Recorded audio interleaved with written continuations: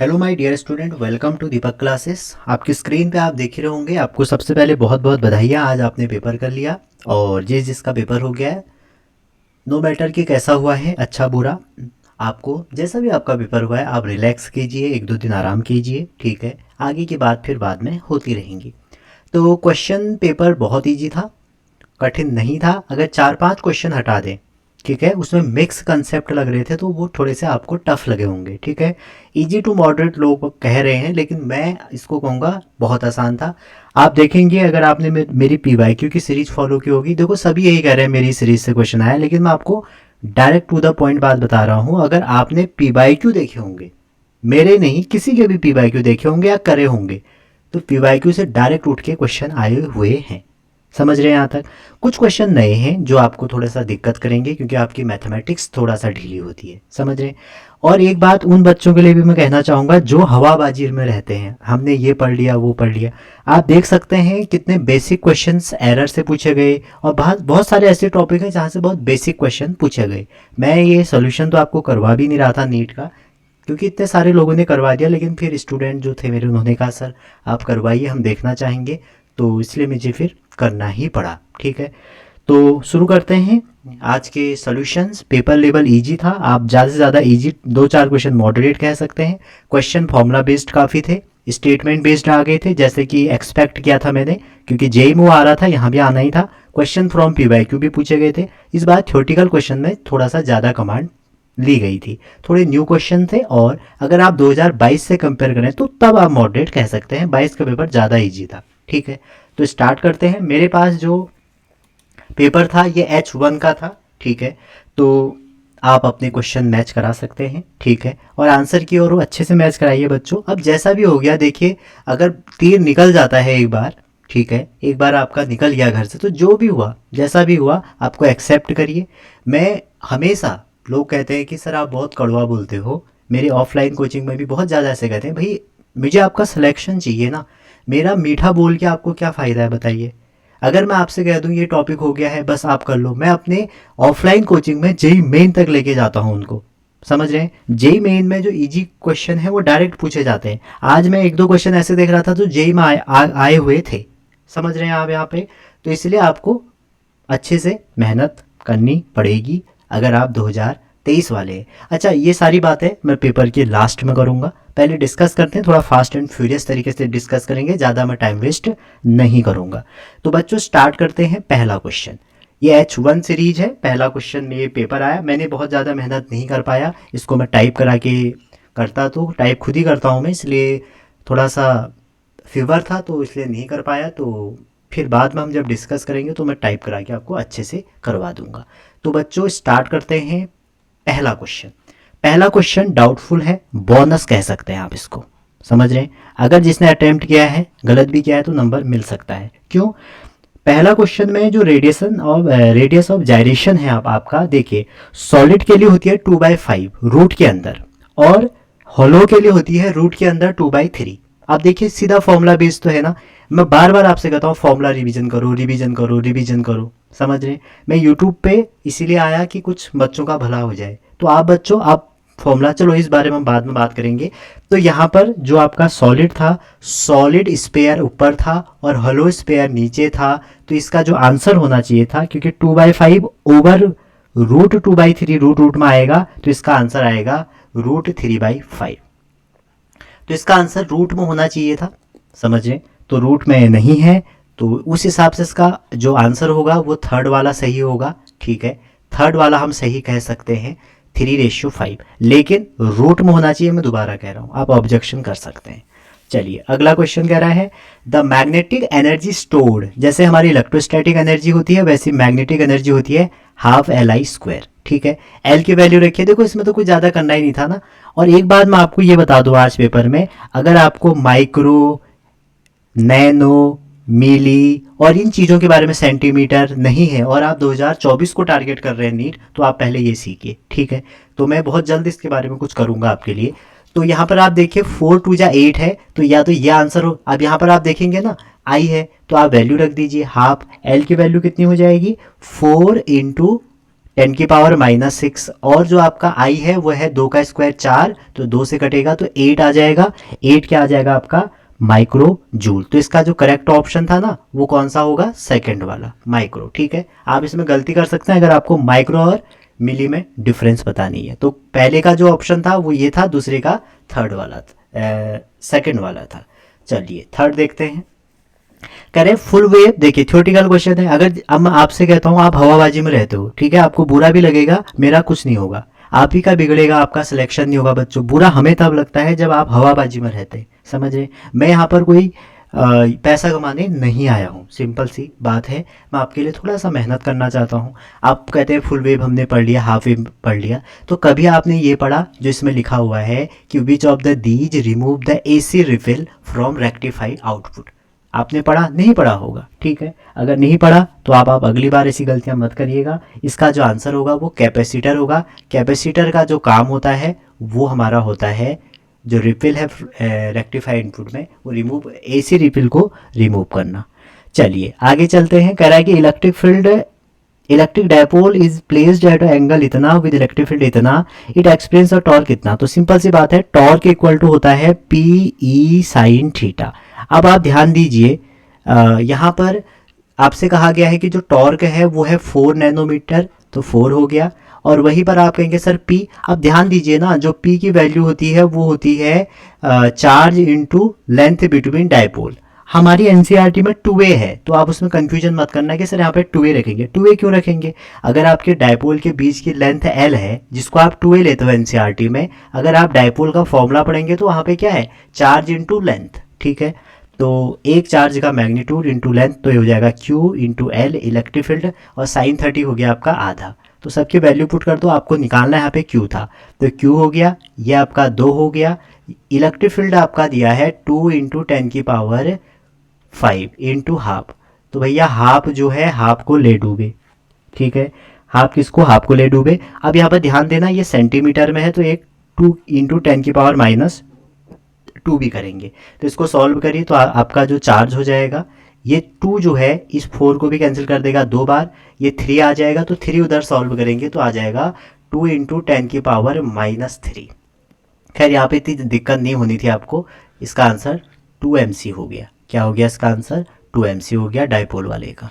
चलिए आगे चलते हैं। भाई इससे हलवा कुछ नहीं है, ये दोनों पैरेलल में है, तो पैरेलल में जब होंगे तो 6 इसको पैरेलल में करेंगे तो ये 6 आ जाएगा, इन दोनों को ऐड करेंगे, और ये दो सीरीज में है तो 6 ये करेंगे तो 9, तो ये आ जाएगा आपका 3 2। तो इसका जिसने भी ये पेपर था जिसका, उसने सही लगाया है। ठीक है, इसका 2 हो जाएगा। आगे देखते हैं अगला क्वेश्चन। अगला जो क्वेश्चन है आपका वो है क्वेश्चन नंबर 6। ठीक है, कह रहा है कि देखो ये मैंने कई बार आपको बताया था कि हाइड्रोजन एटम में जो आपका शॉर्टेस्ट वो होती है, शॉर्ट ट्रिक है उसके लिए कि n²/r होती है। n क्या है, इनिशियल वाला, तो बाल्मर के लिए इनिशियल हो गया 2, तो 2 मतलब 4/r।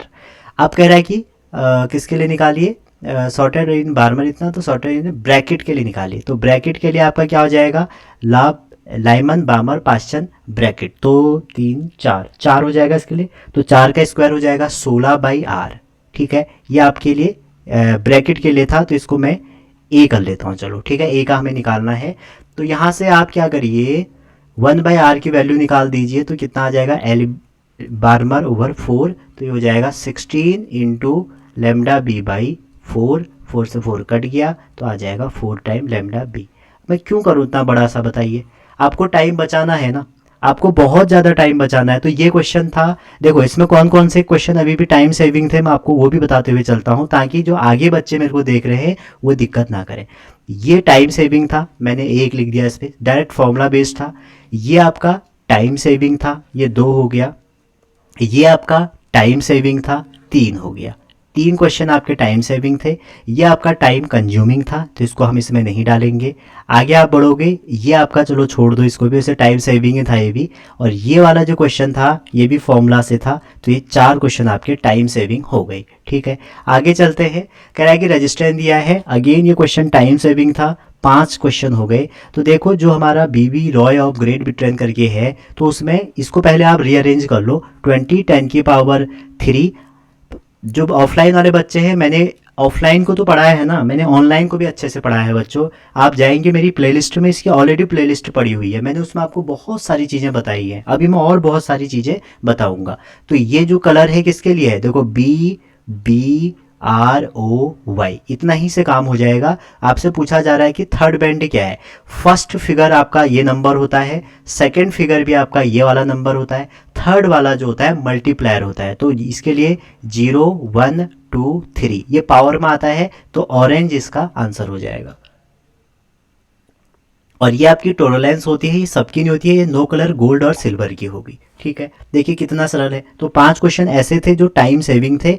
अगला क्वेश्चन ये टाइम सेविंग नहीं है। ठीक है, क्वेश्चन कह रहे हैं आपसे कि जो मास है m और 9m उसको प्लेस किया गया है r डिस्टेंस पे। तो मान लीजिए ये आपका कोई मास है m, और वैसे इसका आंसर अगर बताऊं, अगर आप आंसर देखना चाह रहे हैं तो पहला होगा 9m, और ये है 9m। कह रहे हैं कि इनके बीच की डिस्टेंस r है, लेकिन यहाँ पर कहा गया है कि the potential on a line joining the body where the gravitational field are 0। तो फील्ड मान लीजिए यहाँ पे 0 है, यहाँ से x डिस्टेंस पे फील्ड 0 होगा, तो यहाँ पे r माइनस एक्स हो जाएगा। ठीक है, तो फील्ड 0 है तो वहाँ से कुछ रिलेशन निकलेगा। तो फील्ड का फॉर्मूला होता है GM बाई पहले मास की वजह से इसको एक्स स्क्वायर कर लीजिए, एक्स स्क्वायर इक्वल टू यहाँ पर हो जाएगा g मास है 9m ओवर डिस्टेंस हो जाएगी r माइनस एक्स का स्क्वायर।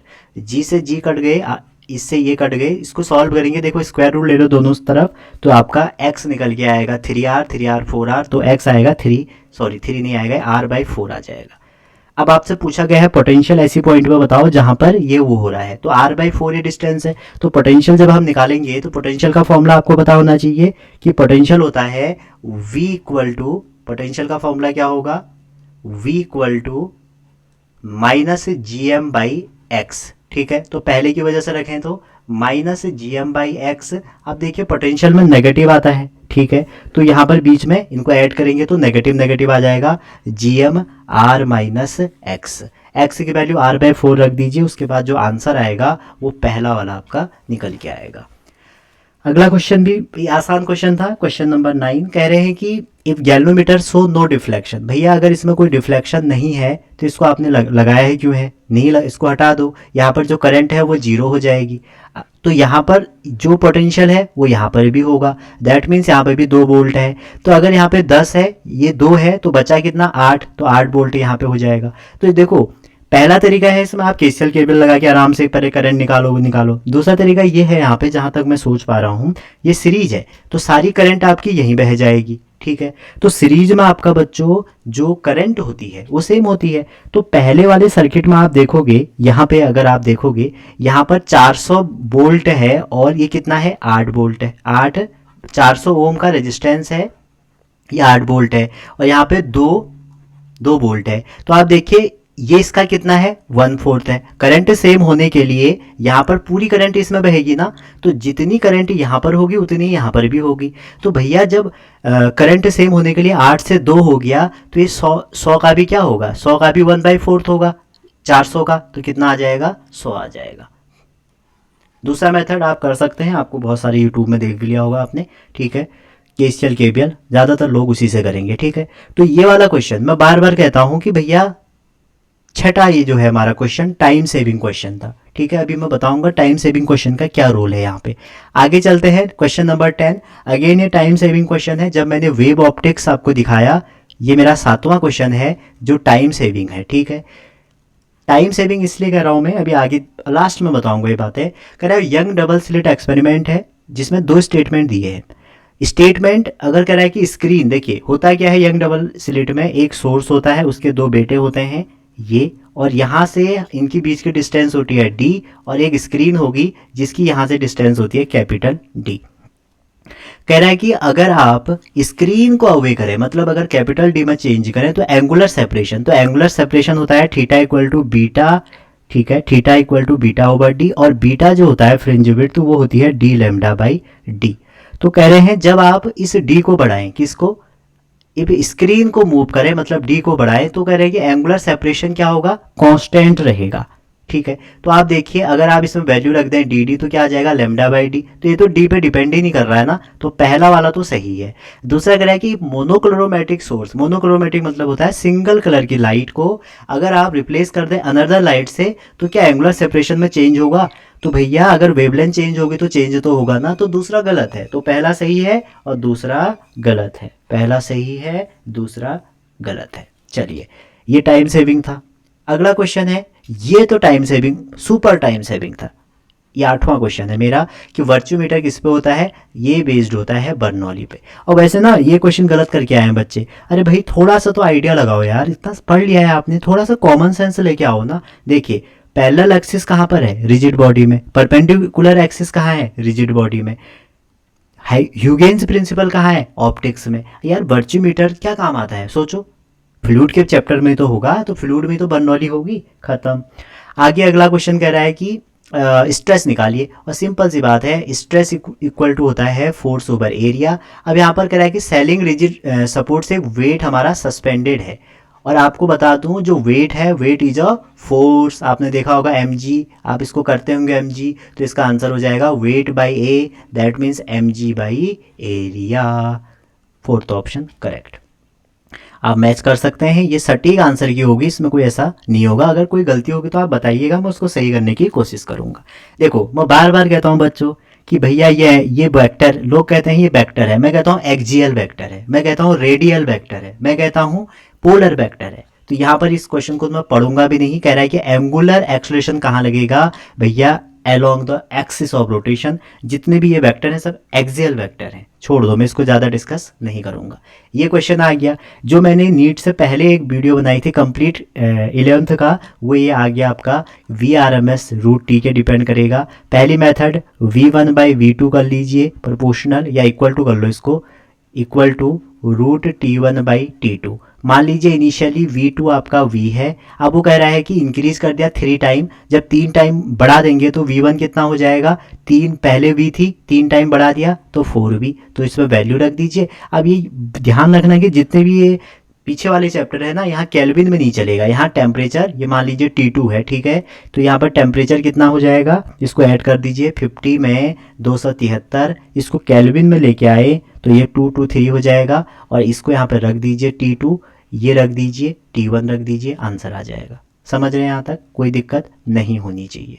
अच्छा, उसके बाद आंसर केल्विन में आएगा तो आपको क्या करना पड़ेगा, सेंटीग्रेड में चेंज करना पड़ेगा, ठीक है, सेल्सियस में चेंज करना पड़ेगा। तो जैसे इसको हम सॉल्व करें तो सिंपल सी बात है, सॉल्व कर लीजिए इसको, तो ये हो जाएगा ऊपर 4V, इसका स्क्वायर ना इस साइड कर लीजिए, रूट से बच जाओगे, इक्वल टू T1/T2, तो V से V कट गया 16, तो T2 इसमें 16 का इंटू करेंगे तो इसका जो आंसर आएगा सॉल्व करने के बाद 3295 सेल्सियस में आएगा, ठीक है। चलिए आगे चलते हैं।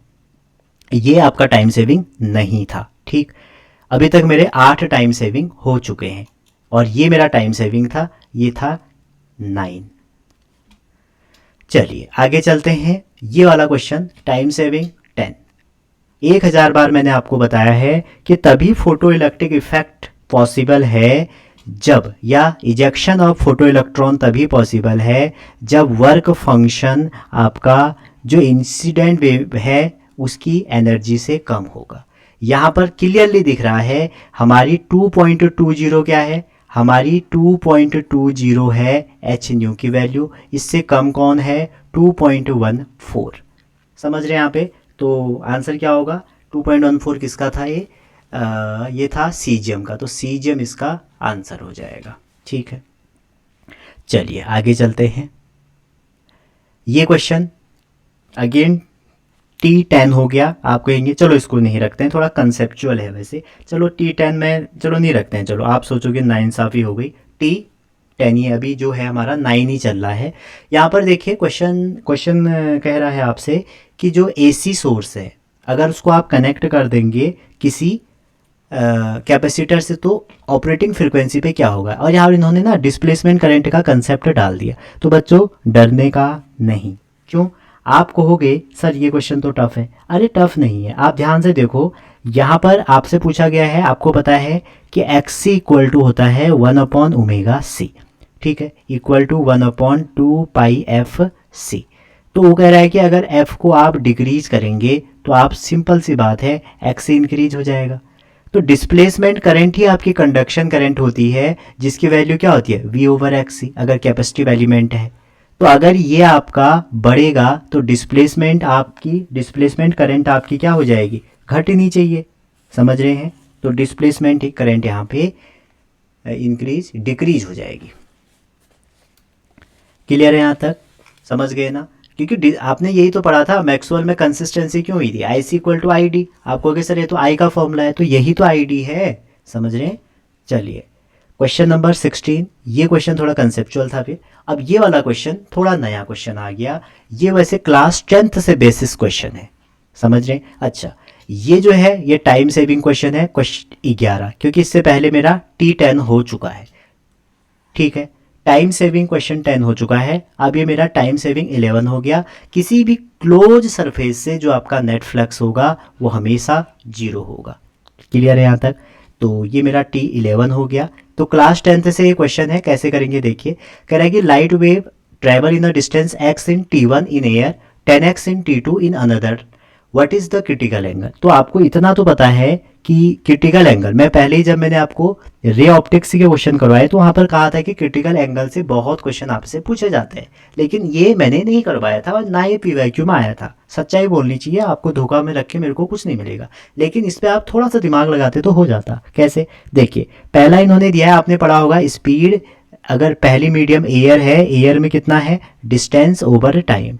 दूसरा मीडियम है, मीडियम में 10x ओवर T2। ठीक है, अब यहाँ पर ध्यान दीजिए जो रिफ्रैक्टिव इंडेक्स होगा आपका, दोनों का रिलेटिव। ठीक है, अब ध्यान रखिए ये एयर ओवर आपको मीडियम करना पड़ेगा। क्यों? क्योंकि रिफ्रैक्टिव इंडेक्स 1 से बड़ा हो जाएगा। ठीक है, तो यहाँ पर जैसे आप इसको सॉल्व करेंगे तो कितना आ जाएगा, T2 ओवर 10T1। बस यही कहानी थी, यहाँ पर आपको रिफ्रैक्टिव इंडेक्स निकालना था। जैसे ही आप इसमें पुट करेंगे रिफ्रैक्टिव इंडेक्स तो आपका ये क्या आ जाएगा, साइन इनवर्स T2 नीचे चले जाएगा, साइन इनवर्स T2 T1 है, ये T2 ये है, ये बी ऑप्शन इसका करेक्ट हो जाएगा। 10T1 ऊपर आएगा। ठीक है, चलिए ये इस क्वेश्चन में आपका थोड़ा सा दिमाग लगता तो ये T ये वाला कर लिया आपने। ठीक है, चलिए ये थोड़ा पेपर में दिक्कत हो गई तो इसमें सॉरी आपके इसके लिए। तो 19 कह रहा है और ये हलवा क्वेश्चन है, ये मेरा 12वां क्वेश्चन है जो हलवा क्वेश्चन है या टाइम सेविंग क्वेश्चन कह सकते हैं। तो 19 क्वेश्चन कह रहा है कि आइडियल ट्रांसफॉर्मर है और आपको प्राइमरी की क्या बतानी है, करंट। तो आइडियल है तो इनपुट जितनी होगी उतनी ही आउटपुट होगी। तो इनपुट करंट प्राइमरी में और वहाँ पर इनपुट वोल्टेज जो होगा आपका सेकेंडरी में जो करंट होगी और सेकेंडरी में जो वोल्टेज होगा, that means 220 into I P कितना दिया है, आई पी तो निकालना है भाई, इक्वल टू ये आपको सीधा सीधा इसकी वैल्यू दी है 60। अगर आप ध्यान से देखें आपसे यहाँ पे लिखा है पावर 60 वॉट, तो ये जो है कनेक्ट किया गया है सेकेंडरी से। ठीक है, तो इसको सॉल्व कर लीजिए, 0 से 0 कट गया, 22/6, तो 0.27 इसका आंसर होगा। ठीक है जी, चलिए आगे चलते हैं। 20 क्वेश्चन। ठीक है, इतनी बार कराया था, परसों भी करवाया था कि जब भी आपको एरर निकालना होगा आपको फॉर्मूला ढूंढना पड़ेगा। ठीक है, फॉर्मूला कैसे ढूंढना पड़ेगा बच्चों, देखिए यहाँ पर आपको एरर निकालना है डेंसिटी में, और आपको पता होगा डेंसिटी होता है मास ओवर वॉल्यूम, वॉल्यूम यहाँ दिया नहीं है, और वॉल्यूम होता है एरिया इनटू लेंथ। और यहाँ पर आपको ध्यान से देखें रेडियस दी है, तो एरिया होता है πr² इंटू एल। तो जब भी परसेंटेज एरर निकालते हैं मैंने आपसे कहा था आपको ये करना पड़ेगा, इक्वल टू जो भी क्वांटिटी है मास ओवर मास इंटू 100 कर लिया। ठीक है, प्लस उसके बाद देखिए पाई कांस्टेंट है, छोड़ दो, रेडियस का पावर 2 है, बस आपको माइनस को अवॉइड करना है, plus length delta L/L into 100। अब देखिए यहाँ पर आप देखेंगे मास जो है मैंने आपको बताया ये मास है तो ये मास में एरर है, ये रेडियस है तो ये रेडियस में एरर है, ये लेंथ है तो ये लेंथ है तो ये लेंथ में एरर है। तो आप यहाँ से वैल्यू इसमें पुट करिए और जैसे ही वैल्यू पुट करेंगे तो आपका आंसर निकल के आएगा 1.6%। ठीक है, चलिए आगे चलते हैं। अगेन स्टेटमेंट आ गया, देखिए इस स्टेटमेंट और एजर्सन और रीजन जब भी क्वेश्चन आएंगे आपके पास आपको सबसे पहले देखना है क्या उन दो क्वेश्चनों में कोई रिलेशन है। जो स्टेटमेंट या एजर्सन एंड रीजन दे रखे हैं उनमें कोई रिलेशन है, अगर है तो फिर वो उसका एक्सप्लेनेशन हो भी सकता है नहीं भी हो सकता है, अगर नहीं है तो आपका दो ऑप्शन वैसे ही एलिमिनेट हो गए। यहाँ पर कह रहा है फोटोवोल्टाइक डिवाइस, जब मैंने आपको मॉडर्न करवाई थी वहाँ पर बताया था कि ऑप्टिकल रेडिएशन भी लिखा हुआ आ सकता है, या वहाँ पर आप ये कह सकते हो मैटर एनर्जी भी लिखा आ सकता है। ठीक है, तो यहाँ पर जो दोनों स्टेटमेंट है वो सही है। तो दोनों सही कौन से ऑप्शन में है आप देख लीजिए, थर्ड में है शायद। ठीक है, चलिए आगे चलते हैं। ये हलवा क्वेश्चन था, ये टी मेरा 13 क्वेश्चन हो गया। ठीक है, अब आप खुद ही देखेंगे कि कितने हलवा क्वेश्चन है भैया, जो नए एस्पिरेंट हैं या जो पुराने एस्पिरेंट हैं T40, उनसे जो भी हलवा ये गलती हुई है इजीली निकाल सकते हैं। देखो हाइट इक्वल टू क्या हो जाएगा, हाइट इक्वल टू ये डायरेक्ट फॉर्मूला बेस क्वेश्चन है। अब सारे क्वेश्चन फॉर्मूला बेस नहीं आएंगे ना यार बच्चों, आप समझो सारे सभी नहीं निकल जाएंगे, सीटें भी तो कम है, समझ रहे, सीटें भी तो कम है। तो इसको सॉल्व करिए, आपका आंसर आ जाएगा 1000 मीटर। मैं इसको कर नहीं रहा हूँ सॉल्व, ये हलवा क्वेश्चन था। अगेन T15 PYQ से रिलेटेड था तो उसको मैं हलवाई कहूँगा। कह रहा है इफिशियंसी निकालो, ची ची ची ची ची ची, देखो कितना सरल क्वेश्चन है, सिंक ओवर सोर्स। बस ध्यान रखना टेम्परेचर को हमें केल्विन में लेना है, क्लियर है। तो यहाँ पर इफिशियंसी है 50%, 50% मतलब 1/2, 1 माइनस इसको TS कर लीजिए। टी सोर्स आपको दिया है 327, 327 में आप 273 जोड़ दोगे 600।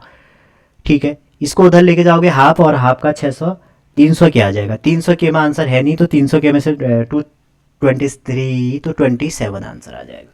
समझ रहे हैं, वही तो ऐसे इतने बड़े बड़े कैसे आ जाएंगे माइनस करके ना। तो यहाँ पर TS आ रहा है आपका 300 के, फिर हमने उसको सेल्सियस में बदल लिया। अब बताओ हलवा क्वेश्चन है या नहीं है। मैं आपकी इमोशनल बातें जान रहा हूँ, मैं आपको ये समझ रहा हूँ आपकी बात कि आप पेपर दे के आए हैं, आपको कठिन लगा हुआ है, एग्जाम प्रेशर नाम की भी चीज़ होती है, लेकिन आप प्रॉपर गाइडेंस पे नहीं थे बच्चों।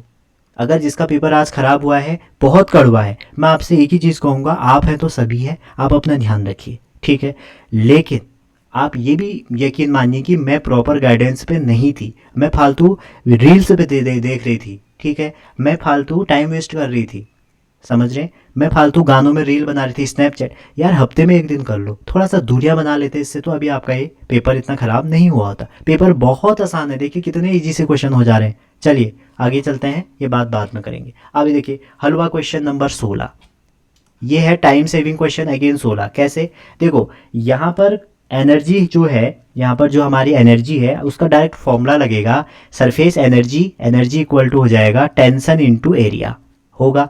लेकिन एक बात ध्यान रखना जिसमें गलती हुई होगी बच्चों से, ये आपका सोप है, तो सोप में 2 लेयर होती हैं, तो इसमें 2 का इंटू करना पड़ेगा। तो टेंशन 2 इंटू 2 कितना हो गया 4, और क्या दिया है आपको, सरफेस टेंशन 0.03। तो जैसे आप इसको सॉल्व करेंगे तो 3.01 के आसपास इसका आंसर आएगा। तो 3.01 एक ही दिख रहा है, ये वाला।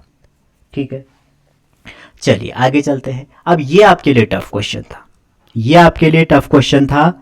ठीक है, ये टफ क्वेश्चन था, हार्ड क्वेश्चन था, इससे पहले ये कभी भी नहीं पूछा था। ये एम्स में आया करता था, ये बच्चों एम्स में आया करता था, दोबारा कह रहा हूँ, ये जेई में आया करता था, और मेरे जितने भी कोचिंग के बच्चे हैं सब ने ये सही किया है, तो मुझे खुशी हुई, मैं उनको ये इसीलिए करवाता था। इसका आंसर है 1/v।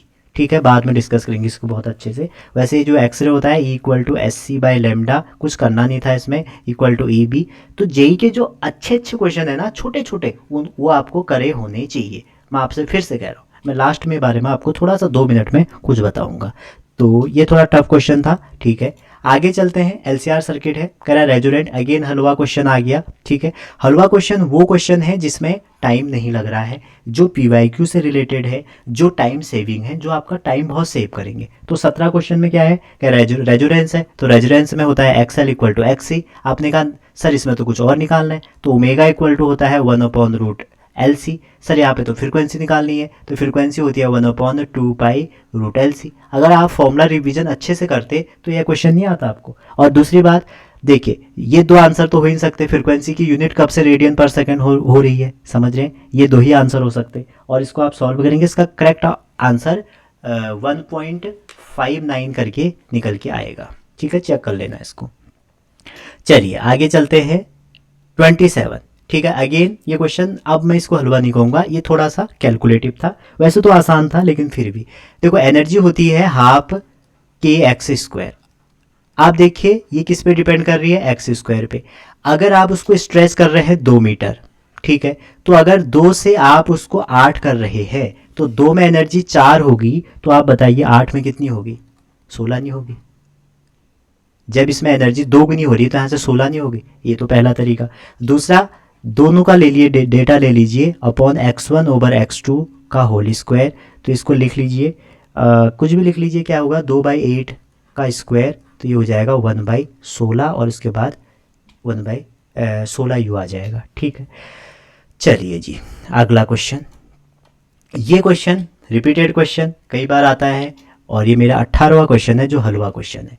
देखो दो तरीके हैं, कह रहा है कि एक रेडियो एक्टिव सब्सटेंस है, उसको 1/16 ओरिजिनल के 1/16 होने में कितना टाइम लगेगा, समझ रहे, ओरिजिनल के 1/16 होने में कितना टाइम लगेगा। पहले करते हैं मेथड से, तो 1 की पावर n, और आपको ये कितना दिया है, आपको ये दिया है 1/16। ठीक है, तो आप बताइए 1/16 जो है वो कितने की पावर हो जाएगा, तो 1/2 की पावर n जो है वो हो जाएगा 1/2 की पावर 4। तो n कितना आ गया 4, और n होता है number of half life, t = t½ = 4, तो t = 4 और t½ दिया है आपको 20, तो 20 चक्को होता है 80। अच्छा इसको ऐसे भी कर सकते हैं, देखो इनिशियल हाफ है, ठीक है, आपको पहुंचना कहाँ है 1/16, तो अगली में कितना हो जाएगा 1/4, एक हाफ लाइफ हो गई, अगले में क्या हो जाएगा 1/8, दूसरी हाफ लाइफ हो गई, अगले में कितना हो जाएगा 1/16, कितनी 3 ही हो रही क्या, एक, अच्छा इनिशियल तो 1 होगा ना, तो 1 से हाफ 1 हो गई, 2 हो गई, 3 हो गई, 4 हो गई, तो 4 हाफ लाइफ चाहिए और वही मेरी निकल के आई थी, तो 4 को इंटू कर दो 20 से, तो 80 मिनट इसका आंसर हो जाएगा। ठीक है, अब ये हलवा क्वेश्चन दिए तो क्या है बताओ। आप कहोगे सर आप तो इतने सालों से पढ़ा रहे हो तो आपको समझ में आएगा, अरे भाई PYQ से आया है ना ये क्वेश्चन, ये PYQ से जो क्वेश्चन आए हैं वो आपके गलत नहीं होने चाहिए, वो सारे सही होने चाहिए, उसमें टाइम नहीं लगा होना चाहिए। क्यों मैं आपको इतने PYQ कराता हूँ बताओ, मैं इस साल आपके लिए एम्स के PYQ करने की सोच रहा हूँ, समझ रहे हैं आप। तो आप ऐसा अपने साथ बुरा मत करिए, ऐसे दिन मत आने दीजिए, आप खुद उसके लिए जिम्मेदार हैं बच्चों, समझ रहे हैं। चलिए आगे चलते हैं। अगेन ये बहुत आसान क्वेश्चन है, ये तीनों जो क्वेश्चन है बच्चों ये हलवा क्वेश्चन है। तो मेरा 18 चल रहा था, 19, 20, 21, तो 21 क्वेश्चन आपके ऐसे हो गए जो हलवा क्वेश्चन है, टाइम सेविंग है। पहला हम इसी को करते हैं कि जो एरर होगा किसी भी उसमें, मैकेनिक्स की प्लेलिस्ट में मैंने बताया था आपको भाई ये होगा जो जेई की प्लेलिस्ट थी, तो जो हमारे एरर कोई भी अनप्रेडिक्टेबल हो रहे हैं, पता नहीं कैसे हो जा रहे हैं, ठीक है, उसको हम क्या बोलते हैं रैंडम एरर। तो इसका सही ऑप्शन क्या है, रैंडम और एरर इसका सही ऑप्शन है। ये वाला देखिए 30, ये मैंने इतनी बार आपको करवाया है 30 कि भैया देखो यहाँ पर क्या दिया है, ओपन पाइप और क्लोज पाइप, इसका हमेशा 1:2 होगा। क्यों, ओपन पाइप का होता है V/2L और क्लोज पाइप में V/4L। तो इसको सॉल्व करेंगे तो क्या आ जाएगा 2:1। पहले क्या पूछा है, पहले ओपन पूछा है, तो इसका 2:1 होगा ना, ओपन पहले ले लिया इन्होंने, ठीक है। अगर क्लोज पहले लेते तो 1:2 होता, ओपन बाय क्लोज है तो 2:1। अब ये देखिए ये क्वेश्चन हमने इतनी बार डिस्कस किया है कि मैं क्या बताऊं। अगर किसी भी फ्लक्स 0 हो रहा है तो गॉस साहब कहते हैं फ्लक्स 0 हो रहा है तो इसका मतलब है जितनी लाइन अंदर आ रही है उतनी ही लाइन बाहर जा रही है, तो थर्ड वाला सही हो जाएगा। तो 21 मेरे ऐसे क्वेश्चन हो गए जो हलवा क्वेश्चन थे, जो आपके सही होने चाहिए थे। क्वेश्चन नंबर 32 हलवा क्वेश्चन नंबर 22। आप कहोगे सर ये कैसे हलवा है, अरे यार E0/B0, सर आपको कैसे पता C है, देखो यहाँ पर साफ साफ लिखा है travelling in a free space. अच्छा आपने कहा सर B0 तो हम सीधा निकाल सकते थे, सर वहाँ पर ही दिमाग नहीं लगा, आपने थोड़ी बहुत प्रैक्टिस नहीं करी बच्चों, आप समझो आपने प्रैक्टिस नहीं करी तभी आपको नहीं आई, इतने कठिन क्वेश्चन नहीं है। तो 48 ओवर स्पीड ऑफ लाइट की वैल्यू होती है 3 × 10⁸, 10⁸ में आंसर होगा इसका, तो इसका करेक्ट ऑप्शन ये हो जाए, नहीं ये नहीं होगा, कैसे, क्योंकि ये हो जाएगा 16 और ऊपर जाएगा तो ये वाला होगा इसका माइनस वाला। क्यों, क्योंकि इन्होंने ना ऐसा कर दिया है 10⁸ माइनस का, और इसको इन्होंने 1.6 10⁻⁻9 कर दिया है। चलिए 22 क्वेश्चन हो चुके हैं। 23 क्वेश्चन अगेन हलवा क्वेश्चन। आप कहोगे सर सभी तो हलवा हैं तो फिर क्वेश्चन कहाँ रह गए, वही तो मैं भी कह रहा हूँ, इजी लेवल है क्वेश्चन का। आप स्टार्टिंग में कहेंगे साला पागल आ गया कोई सॉल्यूशन कराने, भाई मैं इतने सालों से करवा रहा हूँ, ये बहुत ईजी पेपर है। पिछले साल से आप अगले साल जाओगे ना आपको बड़ा आसान है। देखो क्या क्वेश्चन पूछा है, आप मुझे बताइए, आपको ये नहीं आता, ईस्ट वेस्ट नॉर्थ साउथ, और क्वेश्चन नाम क्या कह रहे हैं हमारे कि एक फुटबॉल प्लेयर है मूविंग कर रहे हैं साउथ को, तो इनिशियल में उसकी वेलोसिटी कितनी हो गई, जो उसकी वेलोसिटी है V = है V0I, अगर आप इसको बहुत सारे तरीके हैं इसको करने को। आगे कह रहे हैं कि सडनली टर्न ईस्टवर्ड, तो ये सडनली किधर को टर्न हो गया, सडनली ये टर्न हो गया आपका ईस्टवर्ड, तो ये हो गया, एक मिनट, इस साइड को मुड़ गया। पहले ये कहाँ था, -j में, फिर ये कहाँ को मुड़ गया, I में। तो आपसे पूछा क्या जा रहा है, आपसे पूछा जाए तो force act on a player. देखो जहाँ फोर्स क्या होता है, न्यूटन साहब कहते हैं कि फोर्स होता है चेंज इन मोमेंटम, और चेंज इन मोमेंटम होता है आपका चेंज इन वेलोसिटी। तो जहाँ वेलोसिटी में चेंज होगा वही निकलेगा। तो ये -j है, इसको आप पलट के ऊपर को ले आइए तो ये +j हो जाएगा। तो इनका रिजल्टेंट कहाँ होगा, यहाँ होगा। तो आंसर क्या आ जाएगा, इसका जो आंसर आ जाएगा बच्चों वो आ जाएगा नॉर्थ ईस्ट। ठीक है, नॉर्थ ईस्ट है कोई, ये वाला। चलिए आगे चलते हैं भैया। आगे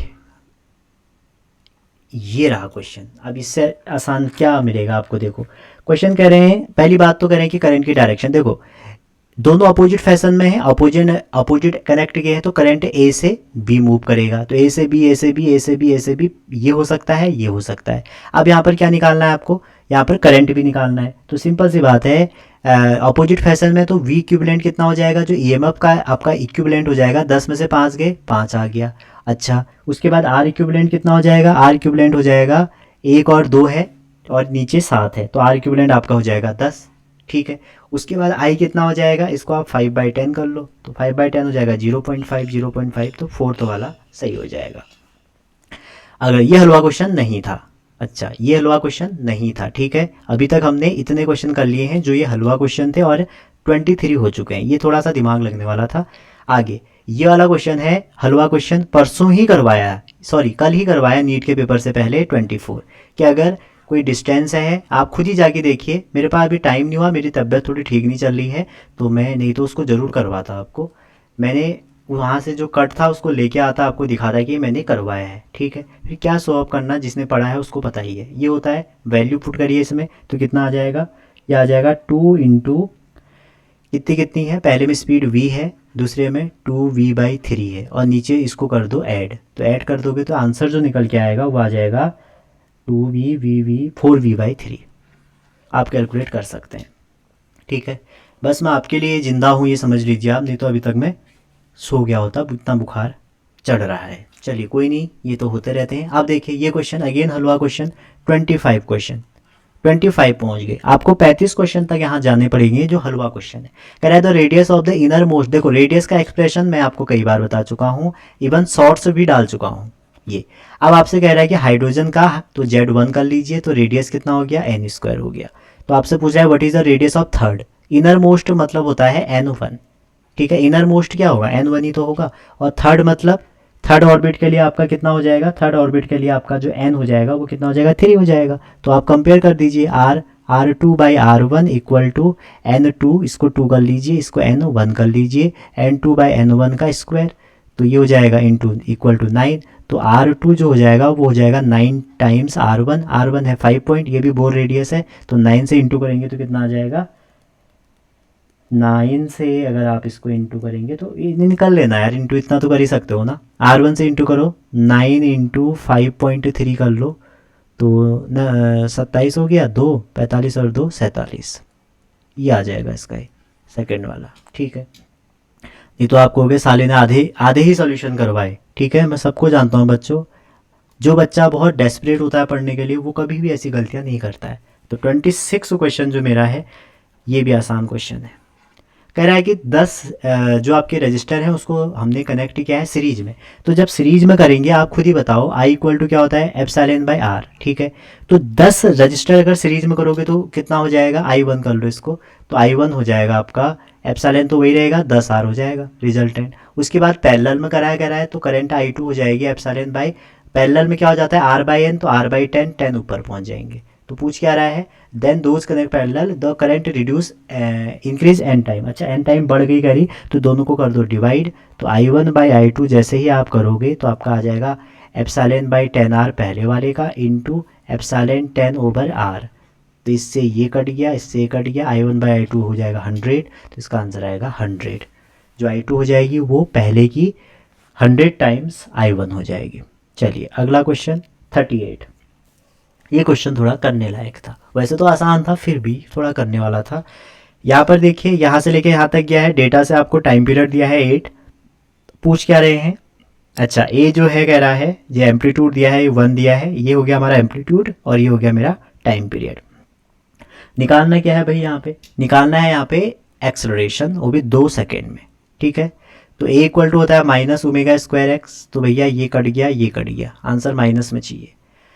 अच्छा जी, और minus omega square x, omega होता है 2 पाई/टी और टी है हमारा 8। ठीक है, एक्स है हमारा 1। ठीक है, तो बस क्या था इसमें, निकाल दीजिए। तो इसका स्क्वायर है, सॉरी ये से कट गया 4, तो ये आ जाएगा इसका 4 का स्क्वायर कितना हो जाएगा 16, और ये माइनस ना बाहर होता है, इसको ध्यान रखना। तो -π²/16 इसका सही ऑप्शन हो जाएगा। चलिए आगे, अब ये क्वेश्चन PYQ से रिपीटेड था। ठीक है, तो ये फिर अगेन हलवा कह दूंगा मैं इसको, 27 क्वेश्चन, और इसका आंसर खुद ही पता होना चाहिए आपको। मैंने करवाया भी था ये आपके अपने उसमें, और जिन बच्चों ने देखा उनका कमेंट भी आया था मेरे को, मैसेज भी आएगा। दोनों की फोकल लेंथ इक्वल है, और क्या हो जाएगी, एक की प्लस हो जाएगी एक की नेगेटिव माइनस हो जाएगी, तो ये 0 आ जाएगा, तो एफ कितना आ जाएगा, इनफाइनाइट आ जाएगा। पीछे प्रीवियस ईयर एम्स में पूछा गया था कि एफ किसकी तरह बिहेव करेगा। ठीक है, चलिए आगे चलते हैं। क्वेश्चन नंबर है हमारा 40।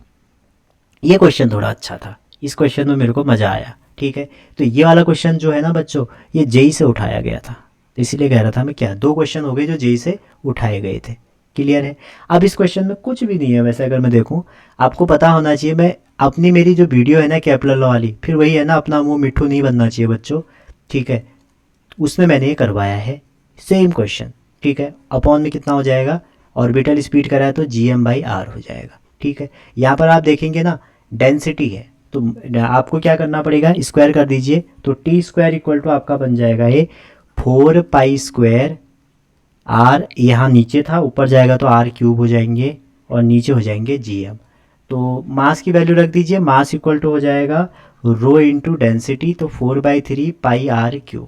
तो जैसे ही आप इसमें रखेंगे तो यहाँ से आपको पता लग जाएगा t² जो इसकी वैल्यू निकल के आएगी ना, वही आपकी क्या निकल के आएगी, t की वैल्यू निकल के आएगी। समझ रहे हैं, तो इसका जो करेक्ट ऑप्शन है ना वो आएगा आपका t²। पहला तरीका ये था। दूसरा तरीका ये था ना, इसके आप डायमेंशन निकालते, इस इनमें चेक कर लेते कि किसके बराबर आ रही है, तब भी आप कर सकते थे। क्लियर है, चलिए ये क्वेश्चन थोड़ा सा अच्छा था, जेई से रिलेटेड था। अगला है calculate the maximum acceleration of a car moving इतना इतना। तो बहुत सरल क्वेश्चन है, देखिए कोई भी हॉरिजॉन्टल सरफेस पे कोई कार मूव कर रही है तो मैक्सिमम एक्सेलरेशन पूछ रहा है, तो फ्रिक्शन कितना हो जाएगा, म्यू टाइम एन, क्योंकि फ्रिक्शन दिया है, और एन होता है आपका mg। ठीक है, तो एक्सेलरेशन जो मैक्सिमम होगा वो मैक्सिमम फ्रिक्शन को आपको डिवाइड करना पड़ेगा मास से, तो मास से मास कट गया, म्यू है 0.5, और जी कितना है, जी है 10 रखना है, तो 1.5 इसका आंसर हो जाएगा। और आपको अगर मैं बता दूं, ये मेरा हलवा क्वेश्चन नंबर 23 है।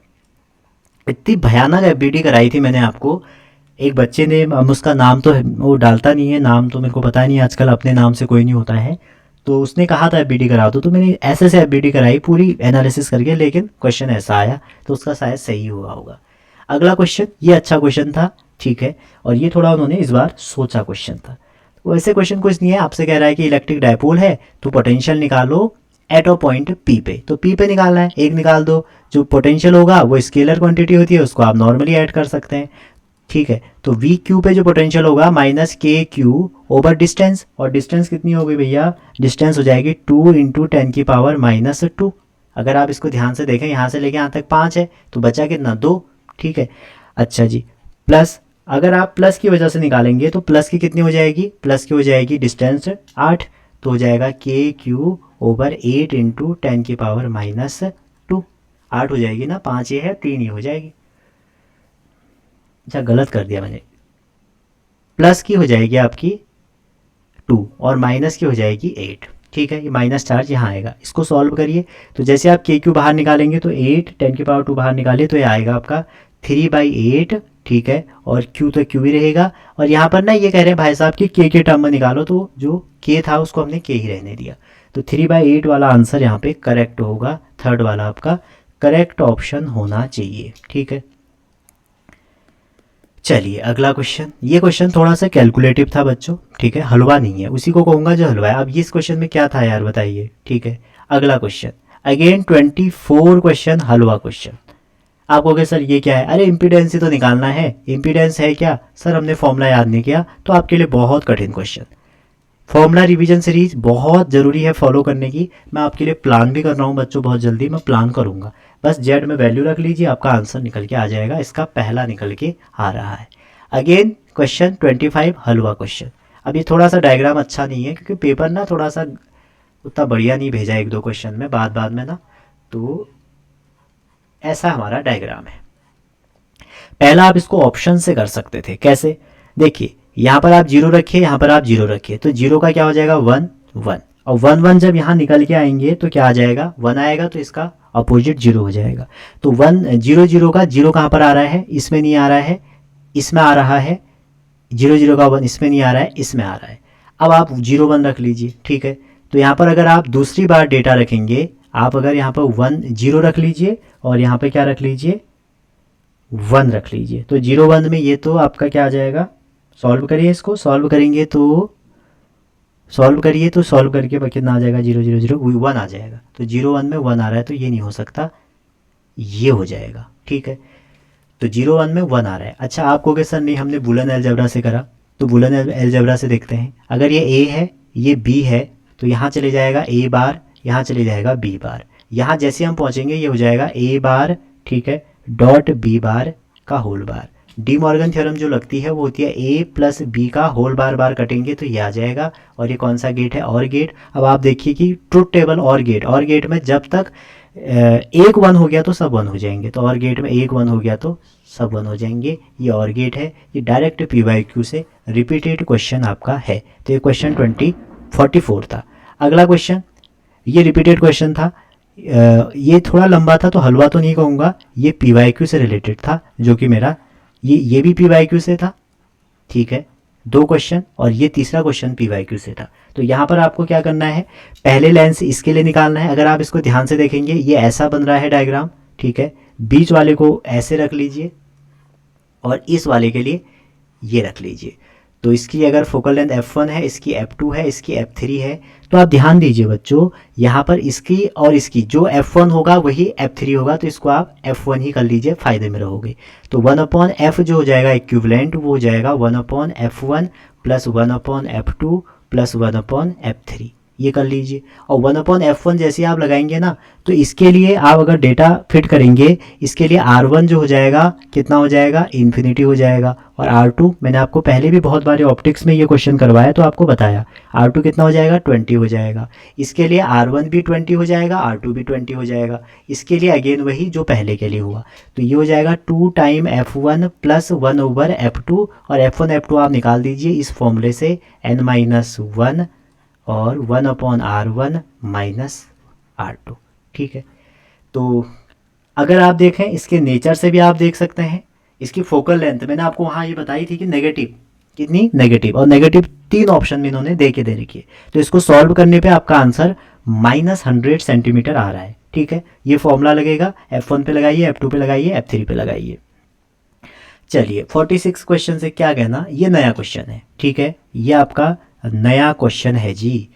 अच्छा जी, और हलवा क्वेश्चन नहीं है। 24 हो गए ना हलवा क्वेश्चन, ठीक है। ये PYQ को भी मैं हलवा में डाल सकता हूँ, ठीक है। 25 हो गया, इसको नहीं डालूंगा ये क्वेश्चन। तो 46 आपका क्या कह रहा है, देखिए एक बुलेट जा रही है रेक्टेंगुलर वुडन पर, ये गई, ठीक है, ये बुलेट है U से गई। कह रहा है व्हेन इट ट्रेवल 24, जब ये 24 तक घुस गई अंदर, मान लो यहाँ पर घुस गई, 24 ये है, ठीक है। तो ये कह रहा है कि इसकी जो वेलोसिटी है वो u/3 हो गई।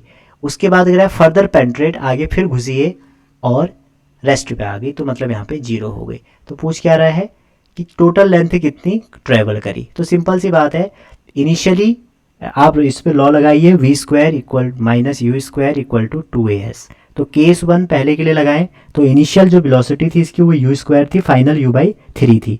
तो u/3 इसको करेंगे तो u²/9 minus u² equal to 2as होता है, ठीक है, 2a, और यहाँ पर a को a ही रहने दो, और s कितना हो जाएगा 24, क्योंकि 24 अंदर घुस गई।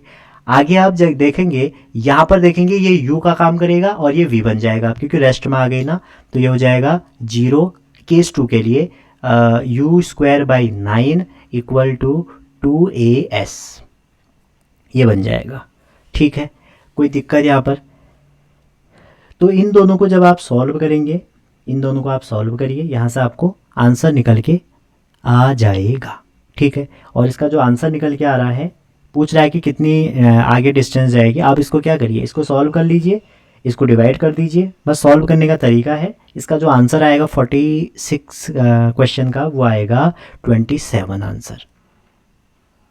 ठीक है, चलिए अगला क्वेश्चन करते हैं, ये वाला। अब बताओ ये कैसा क्वेश्चन है?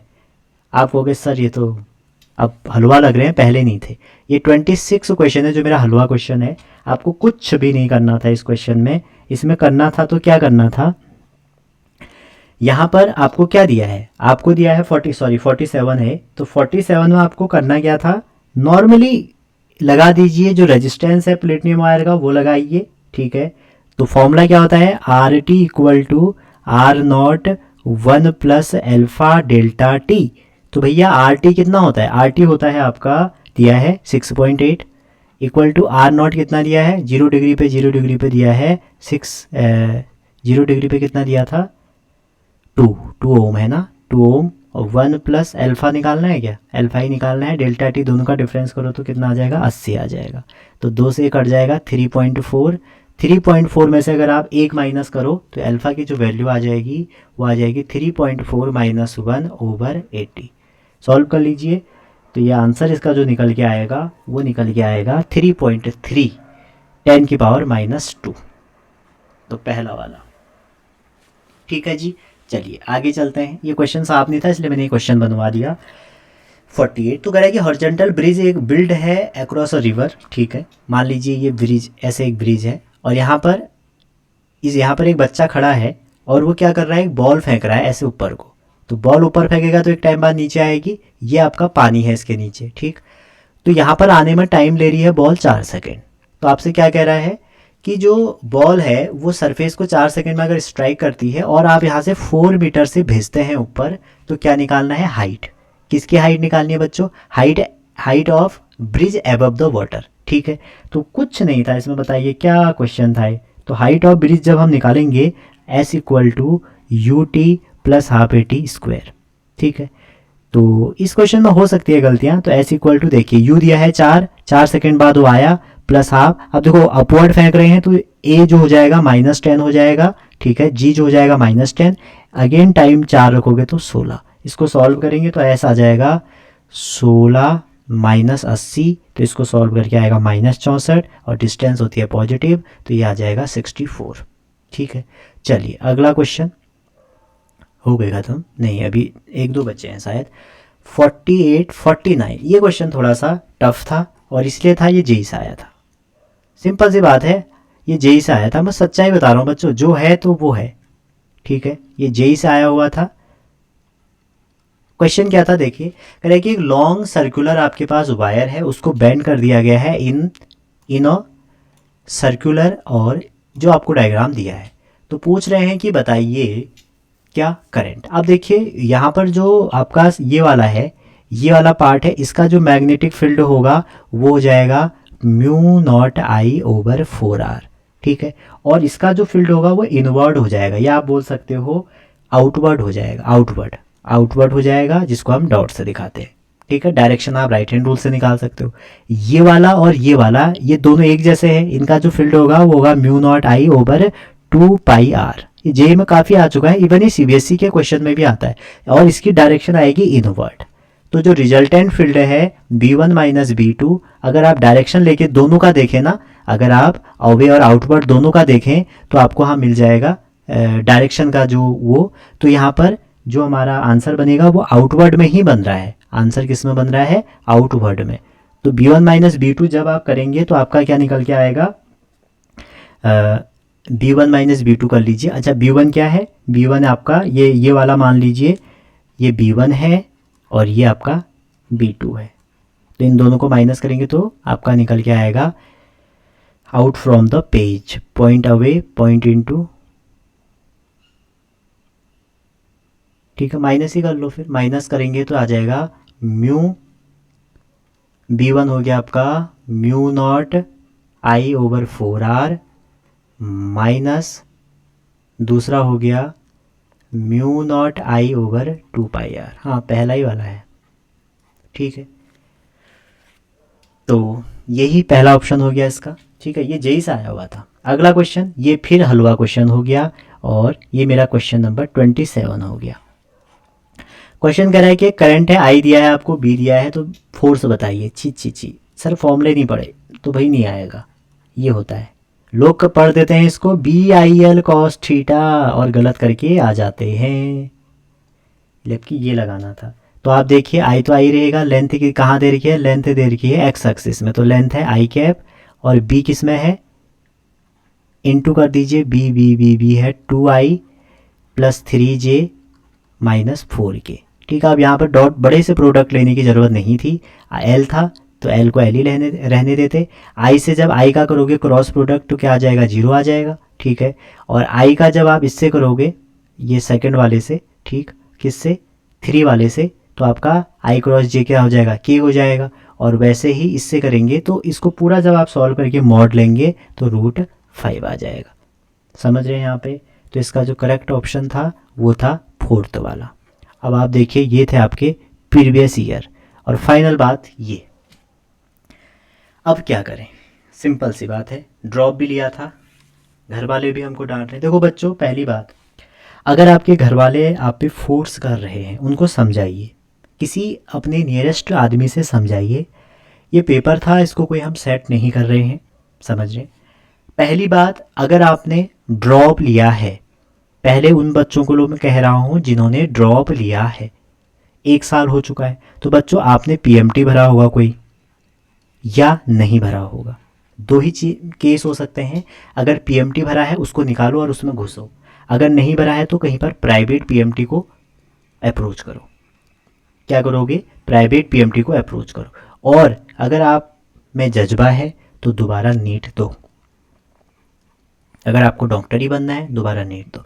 खाली ड्रॉप लेके घर में अगर आपको बैठना है, मैं आपसे एक ही राय दूंगा, अगर जो फर्दर ड्रॉप का प्लान बना रहा है, जो फर्दर ड्रॉप का प्लान बना रहा है, तो भैया घर वाले एक तो अच्छे होने चाहिए, एंड डू एंड डाई की सिचुएशन है, आपको स्टार्टिंग से ही पढ़ना पड़ेगा, आपको 1 हफ्ते बाद ही पढ़ना पड़ेगा। आपको ये नहीं देखना पड़ेगा कि वहाँ बैच शुरू हो गया नहीं हो गया है, आपको कहीं कोचिंग नहीं जाना पड़ेगा, समझ रहे हैं। आपके पास ऑलरेडी इतना सारा मटेरियल है, आप उसको अगर अच्छे से पढ़ दें, ऑर्गेनाइज वे में आप चीज़ें कर दें तो आपका हो सकता है।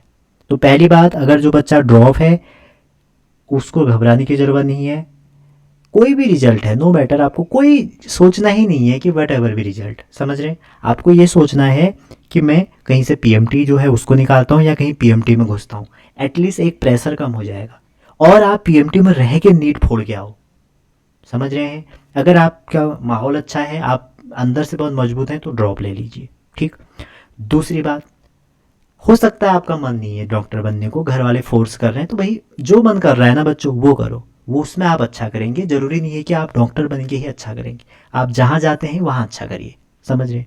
दूसरे वो बच्चे हैं जो अभी 12 में हैं, पास आउट होने वाले हैं, उनके मन में है कि क्या ड्रॉप लें, और आप शायद ले भी लोगे, आपके घर वाले कुछ कहेंगे भी नहीं आपसे कि भाई ड्रॉप क्यों लिया, ये है वो है। तो बच्चों, आप अपने इन भाइयों से, अपनी दीदियों से या भैयाओं से पूछिए, समझ रहे हैं, कि क्या हालत होती है, कितना पढ़ना पड़ता है, आप कैसे पढ़ेंगे। थोड़ा सा गाइडेंस ले लीजिए अपने से, जो अच्छे भैया या दीदी लोग हैं, समझ रहे हैं।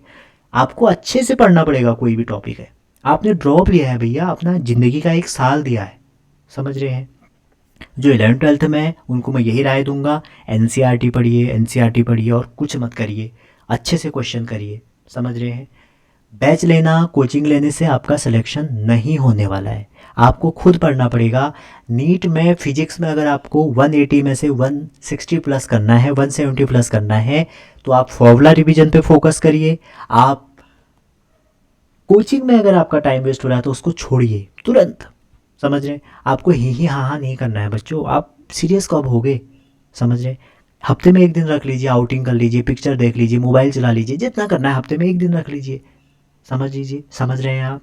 तो इसलिए अभी मेरे को बहुत फीवर था, लेकिन मुझे लगा कि बच्चे कह रहे हैं सर सोल्यूशन सोल्यूशन, ऑफलाइन में बहुत सारे बच्चे सोल्यूशन मांग रहे हैं, तो मैंने कहा चलो आज एक सोल्यूशन उनको दिया जाए, और वही मैं यूट्यूब पे भी इसको अपलोड कर दिया ताकि बच्चे को बेनिफिट मिले। ठीक है, तो बच्चों फाइनल बात मेरी ये है, फाइनल जो वर्ड है मैंने आपके लिए, घबराने की ज़रूरत नहीं है। जो भी रिजल्ट आता है, जो भी आएगा आपका मेहनत के अकॉर्डिंग आएगा। आप खुद ही समझिए, मैंने आज फिजिक्स में अगर 50 में से 20 क्वेश्चन किए हैं तो मैंने क्या किया है, अगर मैंने फिजिक्स में 50 में से 40 किए हैं तो मैंने क्या किया है, कहाँ मेरी कमी रह गई है, आप खुद ही इवोल्यूशन कर सकते हैं। समझ रहे हैं। दूसरी बात मैं आपको सजेशन दूंगा, अगर आप एक बार ड्रॉप लेके आए हैं, मैं जानता हूँ बच्चों में बहुत ज़्यादा वो है प्रेशर, ठीक है, तो आप क्या करिए, उस प्रेशर को हटाने के लिए पीएमटी, अगर आपने एम्स का पीएमटी भरा होगा या कोई भी सीयू सेट से कॉलेज है या कोई भी कहीं भी है, वहाँ पीएमटी का एडमिशन ले लीजिए। ठीक है, और अगर आप पीएमटी नहीं भर पाए हो तो सीयू सेट या कहीं से कोई लोकल कॉलेज से कुछ ग्रेजुएशन डाल दीजिए।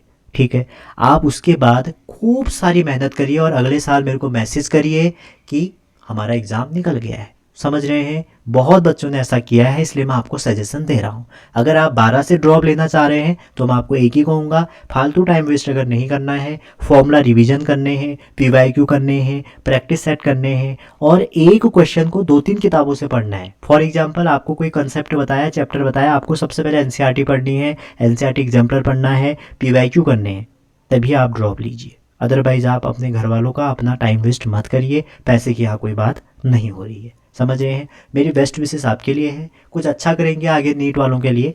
तो आप अपना ध्यान रखिए, पढ़ते रहिए, 1-2 दिन घूमिए, फिलहाल तो मज़े हैं आपके, खूब घूमिए, खूब फिरिए, उसके बाद आप ठंडे दिमाग से डिसीजन लीजिए, क्या मुझे नीट ही करना है। सबसे पहले बच्चों, आपके पास इतना पैसा तो नहीं है ना, आप प्राइवेट से करेंगे, मैं सबको जानता हूँ, आप बहुत गरीब हैं। 1 ड्रॉप 2 ड्रॉप, मैं देखता हूँ बच्चे 4 ड्रॉप में निकालते हैं, 5 ड्रॉप में निकालते हैं, निकालने वाले 2 ही ड्रॉप में निकाल लेंगे, एक में ही निकाल लेगा, पहले अटैम्प्ट में निकाल लेगा। दिक्कत क्या है, दिक्कत यह है कि आप मन से डेडिकेट कब होंगे, आप फोकस्ड कब होंगे। जिस दिन आपको आलिया भट्ट के बारे में पता नहीं है, उस दिन समझ लो आपका एग्ज़ाम निकल गया। मैंने आपसे कहा बताओ वो कौन है, आपने कहा ये हो गया, ये हो गया। कुछ बच्चे कल कह रहे थे मेरे से, सर मणिपुर का पेपर कैंसिल हो गया, काश हमारा भी हो जाता, उनके मज़े हो रहे हैं। अरे नहीं हो रहे हैं उनके मज़े, उनके इमोशनली इतना डिसबैलेंस हो गए हों कि अब हम क्या करेंगे। समझ रहे हैं, तो इसलिए अगर ड्रॉप लेना है तो आप, अगर एक ड्रॉप वाले हैं तो कहीं लोकल कॉलेज से ग्रेजुएशन की डिग्री या पीएमटी में चले जाए, मैं ये सजेशन दूंगा, थोड़ा सा आपका ड्रॉप कम हो जाएगा। वहाँ से आप मेहनत करिए, क्योंकि कॉलेज में बहुत टाइम मिलेगा आपको, लाइब्रेरी ज्वाइन कर लीजिए, घर से दूर चले जाओगे थोड़ा सा तो अच्छे से पढ़ेंगे। ठीक, अगर आप 12 में ड्रॉप लेने की सोच रहे हैं तो मैं आपसे फिर से कहूँगा, टाइम पास करने वाले यूट्यूबरों को मत देखें, अगर मैं भी टाइम पास कर रहा हूँ तो फॉलो मत करिए। मुझे कोई लाइक सब्सक्राइब नहीं चाहिए, ना मैंने आज तक अभी कभी, अब बोलूँगा मैं, क्यों, जो पढ़ने वाला होगा खुद ही सब्सक्राइब करेगा, खुद ही लाइक करेगा। और चैप्टर को पढ़ रहे हैं तो उसको जड़ से ख़त्म करिए, जहाँ पर आपको बेसिक से बेसिक मिलता है, एडवांस से एडवांस। नंबर 2, कोई भी चैप्टर आपको करना है, उस चैप्टर की एनसीईआरटी करिए विद एग्जाम्पल, एनसीईआरटी एग्जाम्पलर कीजिए। आफ्टर देन आप नीट के पीवाईक्यू करिए, एम्स के करिए। इस साल में आप एम्स में भी जाऊंगा, एम्स के भी पीवाईक्यू करवाऊंगा आपको। और फाइनली आप कोई आईआईटी 43 ईयर्स की बुक ले लीजिए, उसमें जो हल्के फुल्के क्वेश्चन है ना उनको कर लीजिए। आपका कैसे नहीं होगा फिर आप मेरे से कहिए, वो मेरी गारंटी। फिर इतनी मेहनत करके तो आए आप। चलिए, थोड़ा फीवर था आज तो मैं इसलिए वीडियो नहीं बना पाया जल्दी, माफ़ी चाहता हूँ इसके लिए। और आप पढ़ते रहिए, मेरी शुभकामनाएं आपके साथ हैं, आपका रिजल्ट अच्छा हो। जिसका पेपर बहुत अच्छा हुआ है उसको भी बधाइयाँ, जिसका नहीं हुआ है उसको मेरा ज़्यादा अटेंशन है कि वो क्या करेगा करके। आप अगर चाहते हैं कि हम क्या करें, कोई पर्सनल ऐसा मेंटोरशिप कह रहे हैं जिसे आजकल, वो चाहते हैं या काउंसलिंग चाहते हैं, आप मुझे व्हाट्सअप कर सकते हैं। मेरा व्हाट्सअप नंबर डिस्क्रिप्शन पे है। और कॉल मत करिएगा प्लीज़, आप व्हाट्सअप करिएगा, अपनी समस्या बता सकते हैं, मैं आपको फर्दर आपको वहाँ पे गाइड कर सकता हूँ। तो मिलते हैं बच्चों, कुछ आगे नीट का अब 1-2 दिन कोई वीडियो नहीं आएगी, थोड़ा आप रेस्ट कीजिए, मैं थोड़ा जेई एडवांस की तरफ जाऊँगा।